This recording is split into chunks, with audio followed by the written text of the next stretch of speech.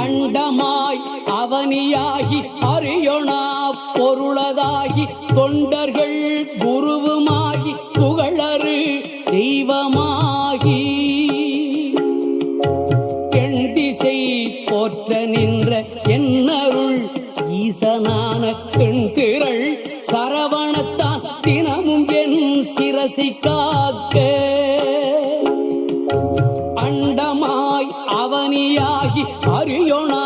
பொருளதாகி தொண்டர்கள் குருவுமாகி புகழறு தெய்வமாகி எண் திசை போற்ற நின்ற என்னருள்